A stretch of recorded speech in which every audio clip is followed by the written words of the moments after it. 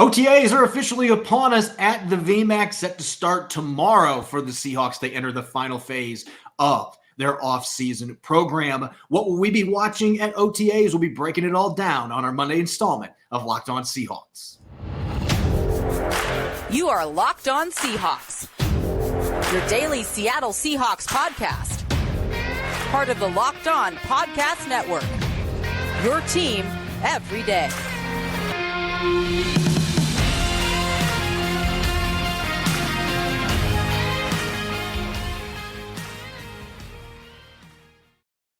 Greetings, 12. This is Corbin Smith, host of the Locked On Seahawks podcast, your daily Seahawks podcast, part of the Locked On Podcast Network, your team every day. Glad to be joined here on our Monday episode by my co-host in crime, Rob Rang. A special thanks to all the 12s out there, whether you're listening in nearby Montana or you're listening from Texas. We greatly appreciate you making Locked On Seahawks your first listen 5 days a week. We've got a jam-packed episode coming your way with OTA set to start tomorrow at the VMAC.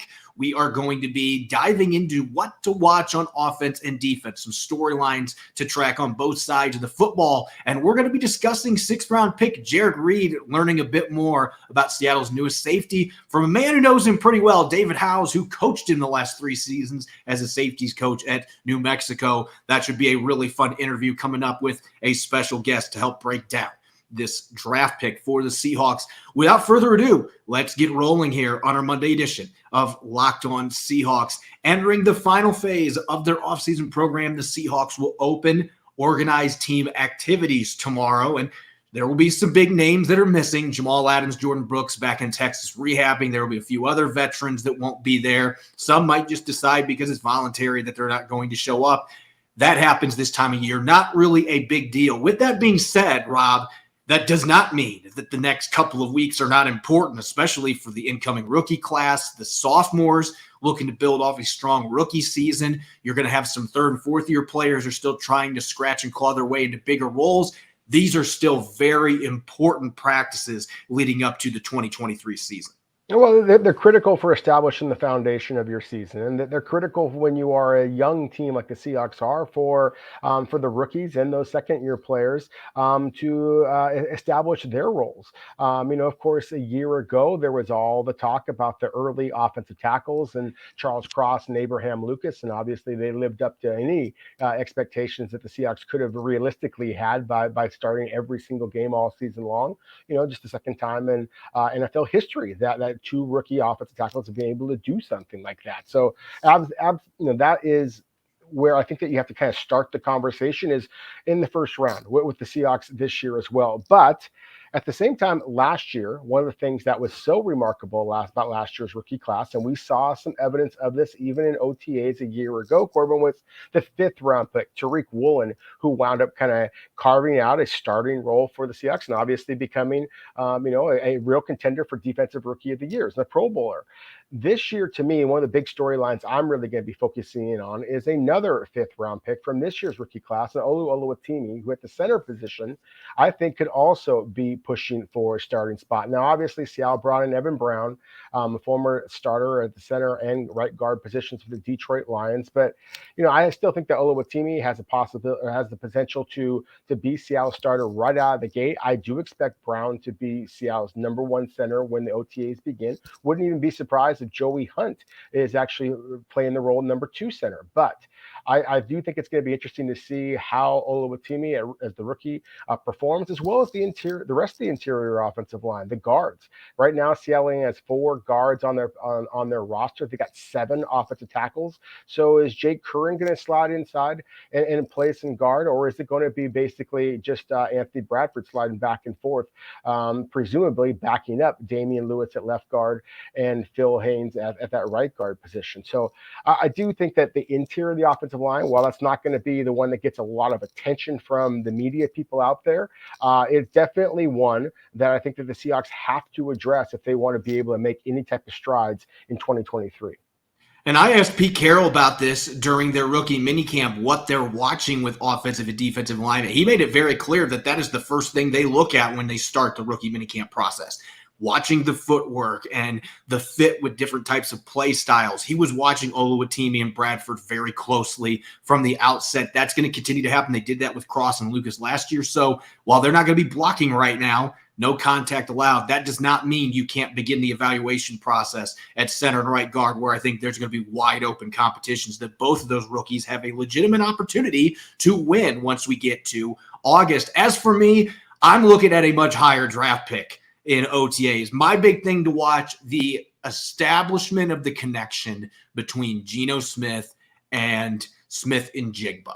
And we're going to be watching the hamstring because Jaxon Smith-Njigba didn't do much during rookie minicamp, but DK Metcalf and Tyler Lockett, even if they're in attendance, they're not going to be doing a ton during OTAs. They don't need those reps. They know the offense.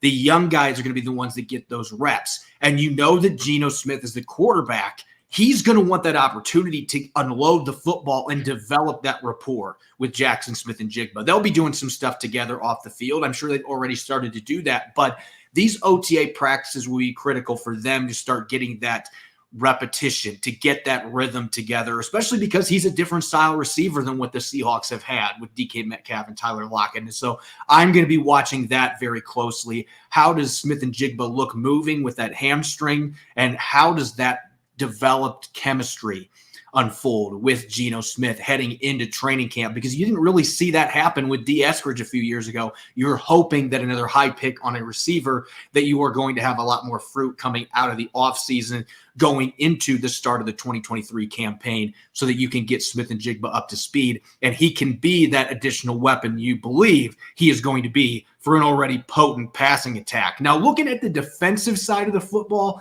it really is all about newness from front to back. There's a lot of new faces, maybe some old faces coming back to Seattle as well, but you're going to have to reacclimate those players. And I know in particular that you're going to be paying a very close eye to the front four or the front five when Seattle's in their bare fronts and looking at a totally overhauled defensive line. This is our first look to see what that might look like. Yeah, exactly. Even when Seattle just starts off with a base three-man defensive front, I mean, you're going to have two of those. All three of them are going to be new guys. I mean, Jerrick Reed is, obviously as a former Seahawk, but he's going to be coming back. And then presumably the other two starters being Draymond Jones, the big ticket free agent addition from the Denver Broncos, and then the rookie Cameron Young, at the nose guard position. So I am fascinated to see how Seattle lines up, where they line up their defensive linemen, and again, how much of it is going to be on these very young, especially in the inside interior defensive linemen, whether it be Cam Young, whether it be the young man from the University of Oregon, Austin who was previously with the Seattle Sea Dragons and wound up getting himself signed here by the Seahawks after that rookie minicamp, where Jonah Tavai from San Diego State and Robert Cooper from Florida State, two undrafted free agents that you and I have talked about at length, they also had some splashy plays. So, you mentioned before Geno Smith and Jaxon Smith-Njigba. Yeah, that's the eye candy that we all want to watch. But I think if the Seahawks are going to make any jumps up in the standings, they've got to get bigger, stronger at the line of scrimmage. I know the competition and physicality is going to be limited in this kind of opportunity, OTAs, but still, that is where my eyes are going to be focused on this and every opportunity I have to watch the Seahawks until we basically kick it off in the regular season. And I'm going to be focusing on the back seven because I think a lot of fans are looking at the corners and safeties thinking, well, you're going to have Tariq Woolen back. You're hoping you're going to have Jamal Adams back healthy beginning of the season. You won't see him out there right now, but you're going to have Julian Love getting to work at another safety position. Mm-hmm. You've got Jerrick Reed, who we're going to learn more about here later on the show as well. There are new faces in the secondary. Devin Witherspoon, the number 5 overall pick, I would expect is going to be seeing an uptick in activity going into OTAs. And then at linebacker, Bobby Wagner, he's been here for a long time, but he's somewhat a new face. After playing in LA last year, the defense isn't exactly a carbon copy of what he played in his first 10 years. And Devin Bush is going to be learning the defense. You're not going to have Jordan Brooks out there. So this is really about acclimating your new, and in the case of Wagner, old faces in the back seven to a scheme that's going to be a little bit different. Now, I don't know if it's going to look exactly like last year's defense. We might see Clint Hurt go back a little bit to some of the stuff they did in the past, but the personnel choices that they have made whether it's up front with some of the guys they've added, or in the case of the back seven, getting a player like Devin Witherspoon that can dominate in zone and man coverage, getting movable chess pieces like Julian Love and Jerrick Reed that can play all across the board at different spots. They have catered it to what they were doing last year, playing a lot more nickel and dime sets. And so I want to see how everything unfolds in the secondary. I want to see where Devin Bush fits in at linebacker. Players like John Radigan now fully recovered from an ACL tear. Vi Jones as well. He's supposedly 10 pounds heavier than last year, which is great news for him. So there's going to be some competition at those spots. And so that's a position group or sets of position groups I think that you can learn more watching them this time of year than maybe in the trenches where they're not allowed to really mix it up. You at least can see the athleticism, the assignment responsibility, and the ball skills from the players that are in the back seven. So there is a chance for us to evaluate that set of positions. And so I'm really fascinated to see how things set up coming out of OTAs and then going towards training camp when it opens in late July. Coming up next here on our Monday edition of Locked On Seahawks, we're going to be joined by David Howes, the safety coach of New Mexico. He's worked the last 3 years with sixth-round pick Jerrick Reed. We're going to get some insight on Seattle's latest pick in the secondary and where he fits in on and off the field for the Seahawks. We'll get to that up next here on our Monday edition of Locked On Seahawks. This episode is brought your way by FanDuel. Make a fast break to FanDuel during the NBA playoffs because right now, new customers can get a no-sweat first bet up to $1,000. That's $1,000 back in bonus bets if your first bet doesn't win. Just download the FanDuel Sportsbook app. It's safe, secure, and super easy to use. Then you can bet on everything from the money line to points scored and three-pointers drained. I'm a huge fan of player prop parlays, and you can make bets such as Jimmy Butler going for 20 points for the Miami Heat in Game 3 against the Celtics at minus 410. Plus, FanDuel even lets you combine your bets for a chance at a bigger payout with a same-game parlay. There's no better place to bet on all the playoff action than America's #1 sportsbook. Visit FanDuel.com/LockedOn and get a no-sweat first bet up to $1,000. That's FanDuel.com/LockedOn. FanDuel, the official sports betting partner of the NBA. Welcome back to the Locked On Seahawks podcast. I'm your host, Corbin Smith. Glad to be joined, as always, by my co-host in crime, Rob Rang. For all the 12s out there, we've got a very special guest joining us. We're glad to welcome a two-time state champion head coach at the high school level from New Mexico, now the safeties coach for the Lobos, Coach Jerrick Reed, into a future Seahawks draft pick. David Howes, thank you for joining the show. We greatly appreciate it. I appreciate you having me on. It's my pleasure. The Seahawks have been so smitten about Jerrick Reed ever since they drafted him in the 6th round. And just, you don't often see John Schneider. He's pretty guarded during his press conferences. You don't see the type of smile that he had on his face after they were able to get him in the 6th round in their post-draft press conference. And he classified Reed's play. He said he played like an angry little elf. And so I want to know, do you agree with that assessment, and how would you describe Jerrick's game after getting to coach him 3 of his 4 years at New Mexico?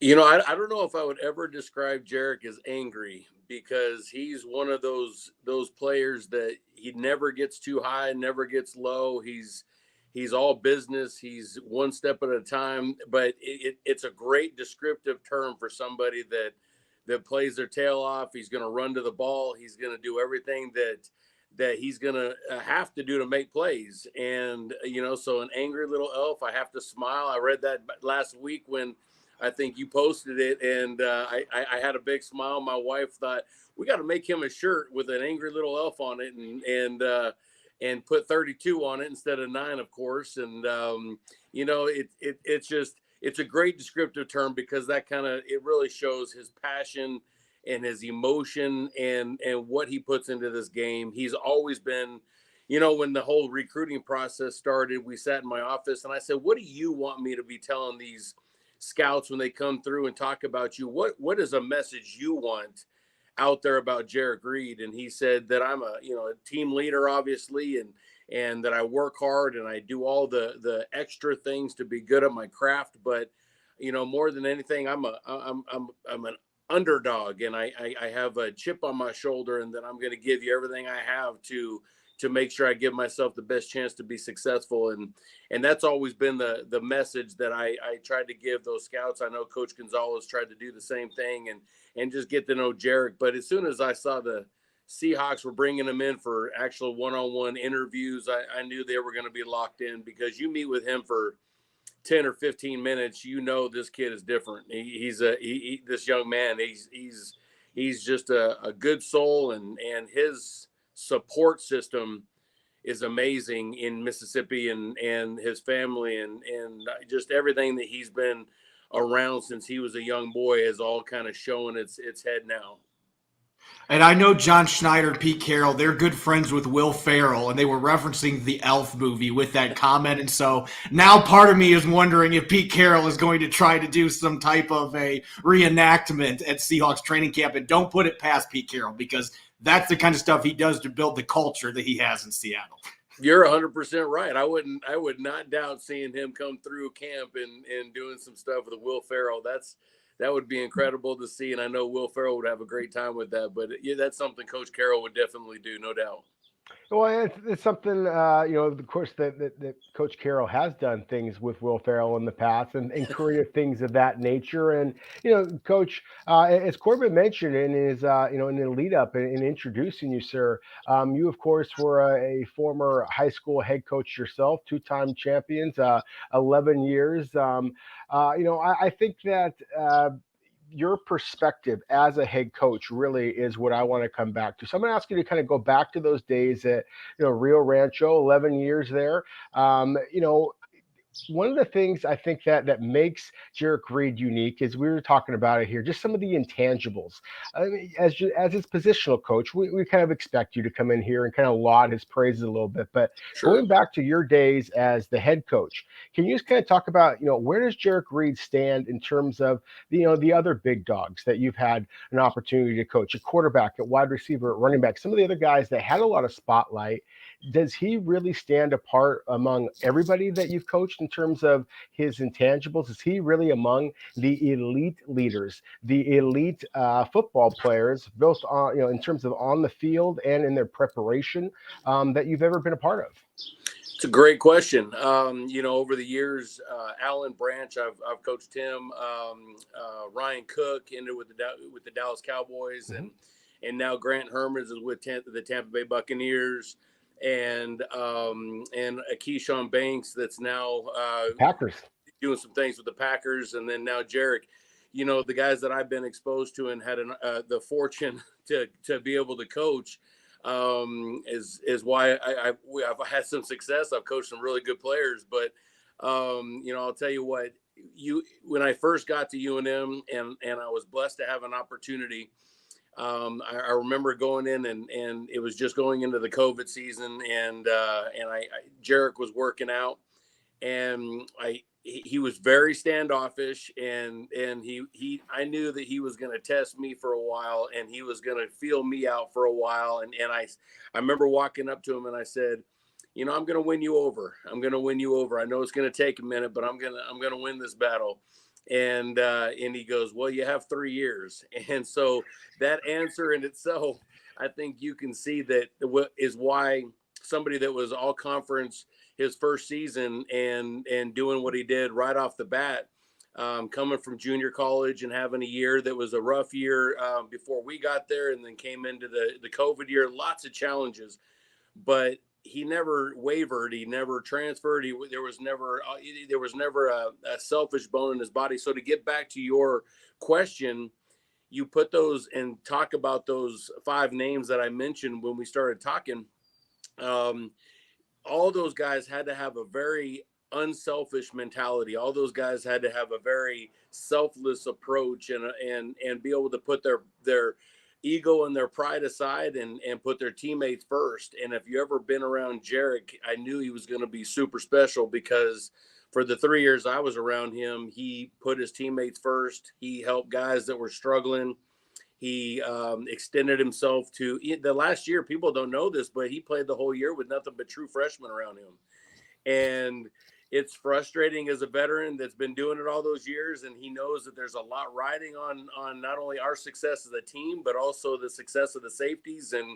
and he's depending on true freshmen around him, and he catapulted himself into a coaching role, and he owned it since he's in there. Those guys, AJ Halsey, that's now with Houston, credited Jerrick for all the impact that he had on him at his All-American true freshman season. I'm talking about AJ Halsey. He credited that to Jerrick and his leadership. So when you and all the time that Jerrick took to really kind of teach these guys from a fellow teammate aspect of what it takes to be successful out there, you're around that and you watch that, and as a head coach, I wouldn't have had an ounce of the success that I had, and that I've had here without guys like Jerrick that are willing to take teammates under their wing, whether it's a leadership council.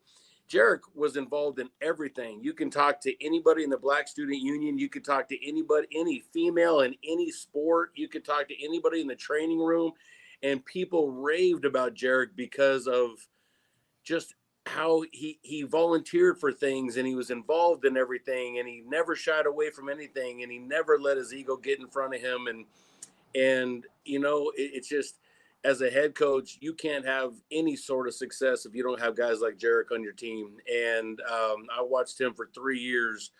Every year he had to kind of do something different to make sure he was a well-rounded athlete, well-rounded leader, well-rounded, not only as a player, but just as a leader, the whole package. And at his first year, he was a ball hawk, no doubt. And then I had to talk to him about tackling and being really physical in his tackles, and being, if he's going to get looked at nickel or anything else, he's got to be a well-rounded tackler. He's got to be a tackler in space. He's got to shed blocks. He's got to be able to be if you know Jerrick and you saw his combine numbers, he's strong. And so we had to get that, really commit to that. And then he led our team in tackles, and he was in the top 3 both years, his junior, senior year. And that was one of his biggest selling points, was his physicality. Back to the angry elf. He's a whole lot more physical. And then all of a sudden, with Coach Christian here at UNM in the special teams job, Jerrick said, you know what? And Coach Gonzalez did a nice job of really getting him prepared for the idea that for the first couple of years, you're going to be a special team guy, and you've got to go down there and be aggressive, and you got to go down there and do the things that we're coaching you to do. And he did it. He committed to special teams, and he was our best special teams player. So at the end of the day, going back to your original question, I know I'm long-winded, and that's the old head coach of me. I apologize, but I can tell we love it. I can tell you that guys like Jerrick are invaluable, and that when you get around them, and the way that the room eats off of his success and his leadership. And there's just some guys that enter a room and the room lights up. There's some guys that you get around and it energizes you. And when I spent the last 3 years trying to keep up with him and really backing off and letting him be him in most of the ways, allowing him just to be the player that he's developed himself into being, and not trying to be overbearing and changing anything and trying to do too much with him. Just sometimes you got to get out of the way and let these guys play a little bit. And I'm glad I did, because here he is. You mentioned that chip on his shoulder.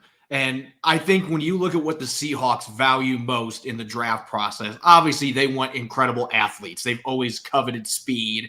They're looking for that toughness and grit. But I think that chip on the shoulder, you can make an argument that is the number one thing that they are looking for from the players that they're bringing into their program. And then you look at where Jerrick came from. I went back and looked, and he played at the same high school that KJ Wright did, Seahawks That's right. legend. And That's right. Was an all-state selection, I believe, 2 years in Mississippi. No D1 offers, no D2 offers coming out of high school. That just baffles me. And didn't know any of that after watching his New Mexico tape with your team and wondering, why is this guy not getting draft buzz? Like, he's not even on most of these top 500 rankings. And it baffled me. How does a guy with this type of leadership and athleticism and production fall through the cracks, not just in high school, but in college, going to the NFL too? Well, I think you guys being around the game as long as you have, I think you can see that football is a game of trends. Football is a game of sometimes a menu. You look at the surface, you look at somebody's height, or you look at their weight or their speed or all these things. Sometimes you can get enamored by those things, and you forget that sometimes just guys that play hard and aggressive are faster than they may show on a clock or whatever. So, when you look at it, Jerrick was surrounded by a whole bunch of good players on this high school team. So he had to weed through all of the other guys on that team that were also very, very successful. And his height probably hurt him early on. He's always been strong. He's always had a success wherever he's been. But, I'm kind of glad that they didn't see him earlier. I'm glad that he's had to develop this style, this me against the world mentality.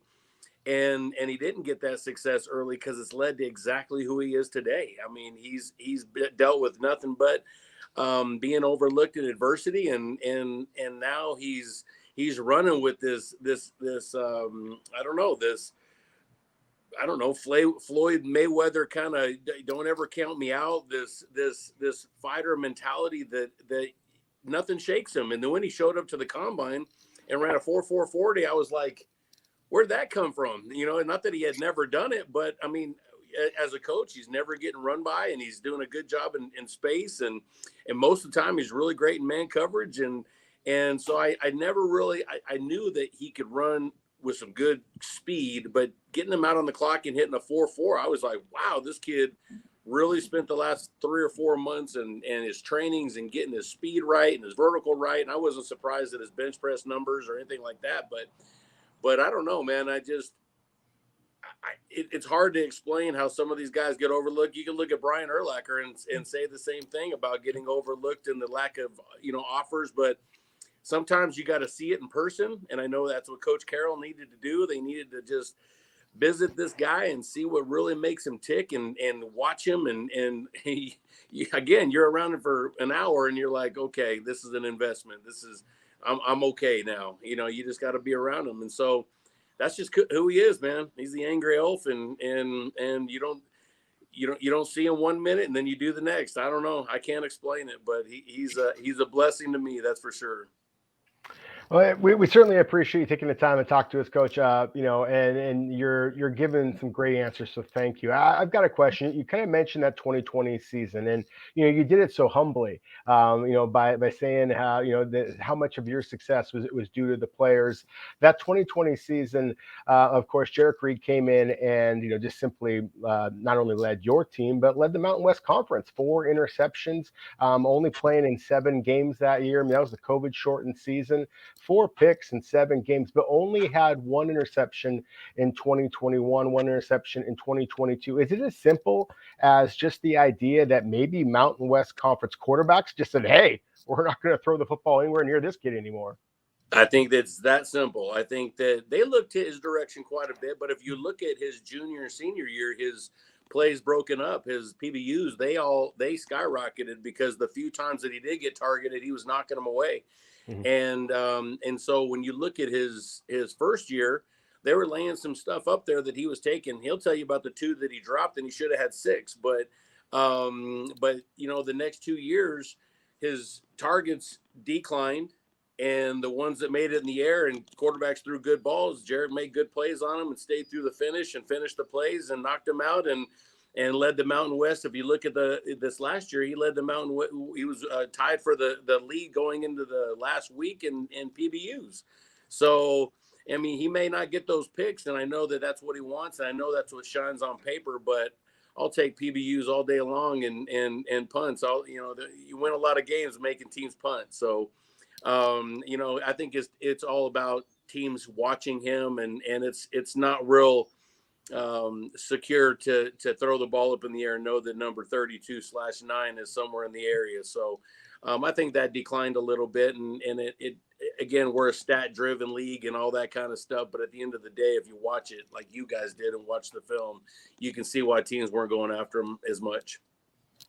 Yeah, your guys' scheme, and Jerrick actually broke this down a little bit for us when we were talking to him on the telephone after he was drafted. He was mentioning the 3-3-5 look, and that immediately piqued my interest because the Seahawks run a fairly similar defense now. Right. Pete Carroll, they run a lot of 3-3-5 looks. They do their bare fronts with 5 men up with 2 overhang linebackers. They get 3 safeties or 3 corners on the field regularly, sometimes 4 safeties on the field.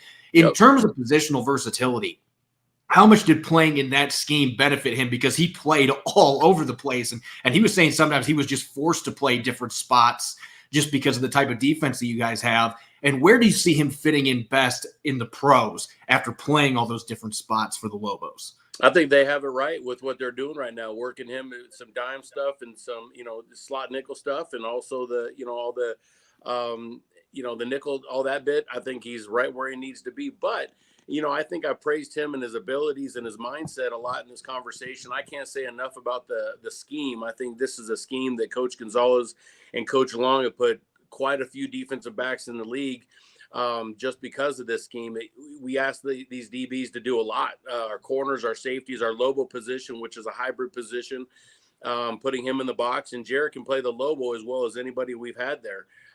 It's just, if I could clone Jerrick and have three of them, that'd be a dream, obviously. But, you say, well, he's too short to be in the box. He's too light to be in the box. But if you have instinct for the ball, and you don't have to take on contact, and the way that scheme is developed, our Lobo hybrid shouldn't be in the box count anyway. And so, if you got instincts and football, you're going to have a lot of success. And I wish we could have played him at Lobo, but we've got two really good Lobos, in front of him at the time. So he was able to focus on Wolf. But I think the scheme 100% was designed and highlighted his abilities that really helped put him in this position. And I believe if you ask Jerrick, and I've never asked him, but I believe if you asked him, why didn't you transfer? Why didn't you try to go P5? Or why didn't you try to do X, Y, and Z and NIL and all this stuff? And I bet you his answer would be, because that defense gave me an opportunity to not only get better, but it also gave me an opportunity to highlight what I can do, because he had a bigger plan in mind. And I give him credit for that. I really do. But I think the scheme is really important to highlight a lot of his success. It helped him a bunch. Yeah, I 100% agree with you. I think that it really does show off what a versatile player he is. And That's right. Highlighted this earlier, Coach. I mean, he demonstrated the ball skills early on, and then you asked him to become, much more, focused as a tackler. And you see that strength. You referenced that a couple of times. I mean, 18 repetitions to 225 pounds from a safety is impressive, impressive strength, especially when he's running the 4.4s as well. 38-inch vertical, an absolutely unbelievable workout at his pro day. I wasn't there in person. I got a chance to actually watch some of the tape, and what actually impressed me the most, Coach, was not necessarily the bench press, the vertical jump, that kind of stuff. It was just his fluidity, how loose his hips were. And there's not a lot of guys that have those kind of swivel hips that play safety, but I know that he's a former corner. He's a converted corner. That's right. Exactly. So that's kind of where I come back to here. I mean, if there's a lot of Seahawks fans out there that don't know the Mountain West Conference as well as you do, sir, as well as I might or Corbin here. Is there a couple of plays, a couple of games, anything in particular that I've always said that sometimes when you've been watching tape as much as we have, that the really, really good players, it's almost like they have a highlighter on them. You can just kind of track them because they just are instinctive. They are bigger, stronger, faster, whatever the case might be. For people who don't get to watch a lot of safety play, don't watch a lot of New Mexico Lobo football, is there a couple of plays? I know that the over-the-shoulder interception against Nevada, for example, to me was just an eye-popping play. Is there other plays like that jump out at you that I can kind of tell we can push for Seahawks fans to be kind of watching about this young man? I think that when you look at the last year, and we talked about the plays that he broke up this last year, those were, if you watch some of them, it was him being in zone. It was him, his eye discipline improved so much the last 3 years. And even when balls got off and they really was a 50-50 contested ball, or the defensive or the offensive player was making a nice play on it, and at the very last second, him knocking him out. What is the most impressive thing about Jerrick is he doesn't panic. He has no panic button, and plays that I thought were complete, and the ball comes popping out, and he does one of those DB things, and he was like, not today. And it was just the way that he does not panic and his maturity within the play. He took some chances the first year, the second year, his eyes, but his communication during a play, that he's communicating with 3 other safeties. One thing that's very unique in our defense is we do a lot of bumps and changes, and our eye transition has to be on point. You've got to be a very intelligent player to be able to bump it with another player, pre-snap communicate it, post-snap communicate it, and take the right guy. And if you ever watched him, you mentioned, people that don't know the defense. If you sit down and watch during an entire play, from the post-snap communication through the entire play and what's happening, it's amazing the amount of stuff that he's communicating with 5 other guys around him and how he's communicating it very, very clearly in Jerrick Reed language that I don't even understand. And I've asked him multiple times, how did you communicate that? And he's like, I don't know. I just said bop, bop, bop, and we're bumping it off. And I'm going, I don't care how you did it. You did it. And I'm proud of you. But sometimes that stuff is player trust. And so you look at a lot of the plays that he made this final season, it just really illustrated that he didn't have any panic button about him, and he had this game on lock. And it all comes in all the pre-preparation that he does all week in watching film. We only have so much time that we can achieve a lot of that film stuff with our guys, and it's dependent upon people going and watching their film and being in their books and doing things properly. And he did it. And you look at his grades, it was the same thing. No panic button. Do have a plan, execute your plan, and reap the benefits afterwards. And that's just Jerrick Reed. Coach House, we greatly appreciate all this insight. Awesome stories. I want to touch on this real quick before we let you go. You and I, when we were setting up this interview, you just point blank said Jerrick Reed is a rare talent. And now that you've been around him the last 3 years, obviously you've shared some other stories already in this interview, but is there a story that really jumps out to you where it became apparent to you that you had a rare talent here? And obviously New Mexico has kicked out a few NFL players over the years, but what really showed you that this kid is going to play at the next level? What was the time that really emerged you like, you know what, I've got an NFL safety or an NFL slot corner here playing for me in this defense? I think that moment was probably when Tavion Combs, our Lobo, hurt his knee, and we brought in a true freshman at the Lobo position on the opposite side. We also had an injury to Ronald Wilson, and we brought in another true freshman. And when he was surrounded by so much inexperience and he had nobody to really lean on other than Dante Martin, probably at the corner, and to see him and I being able to sit down together away from the other safeties and kind of have conversations about how we want to approach communication, how we want, this stuff happens, in the middle of a season. You have a day to prepare and get him mentally right. And the way that he was able to have those conversations and come up with a plan that would help him communicate that on the field and these young players, and it not be too fast for them and put us in a bad position. And for our defense to not take a decline when we had so much inexperience around him, really credits him in who he is as far as what makes him a really special, talented person. It's just, he's going to put in the work necessary to be better.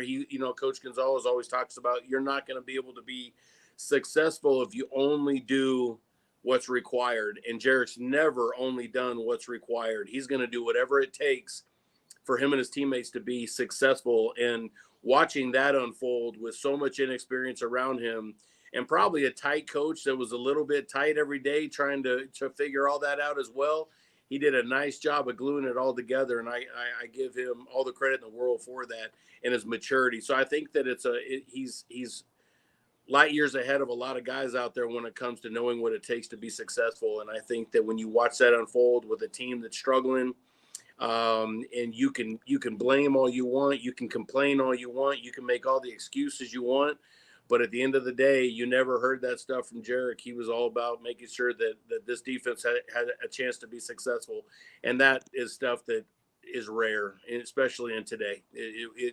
That was I hope that answered your question, but I think that was the moment that it was beyond playing. It was being a coach on and off the field to these guys, and his approach and his lack of panic button. It just made him different.